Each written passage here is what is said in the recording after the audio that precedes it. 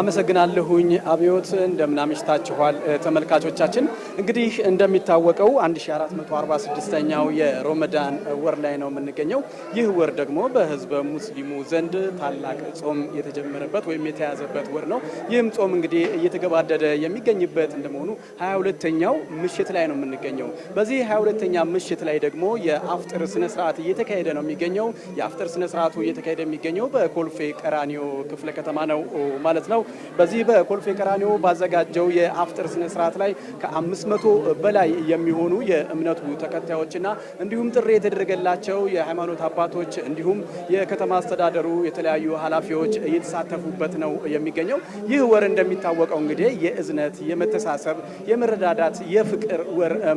እንደመሆኑ መጠን በዚህ በአፍጥር ስነ ስርዓት ላይ የተለያዩ መልእክቶች ተላልፈውበታል የክፍለ ከተማው ዋና ስራ አስፈጻሚ ወይዘሮ ንኢም ከበደ እንዲሁም ደግሞ የአዲስ አበባ ከተማ አስተዳደር ዋና አፈ ጉባኤ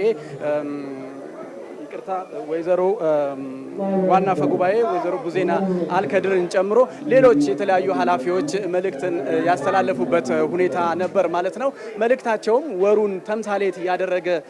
ሆኗል ማለት ነው ወሩ የእዝነት የመተሳሰብ የመረዳዳት እንደመሆኑ መጠን ህዝበ ሙስሊሙ ብቻ ሳይሆን መላው የህብረተሰብ ክፍል ይህንን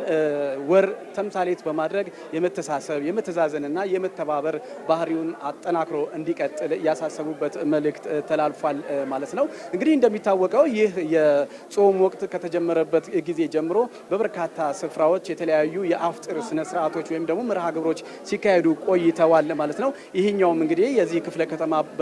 የተዘጋጀው የአፍጥር ስነ ስርዓትም የዚሁ አካል መሆኑን ልብ እንላለን ማለት ነው እንግዲህ ይህ ጾም ሊጠናቀቅ ጥቂት ቀናቶች ብቻ ናቸው የቀሩት ወቅቱ ወይም ደግሞ የዚህ የመተሳሰብና የመፈቃቀር ወቅት እንደሚያሳየው ወይም ደግሞ እንደሚያስተምረው ሁሉም የህብረተሰብ ክፍል ይህንኑ አጠናክሮ እንዲቀጥል ታላቅ መልእክትን ተላልፎበታል ማለት ነው ለአሁን ያለ መረጃ ይህንን ይመስላል አለማየሁ ላደረስከን መረጃ ከልብ እናመሰግናለን መልካም ምሽት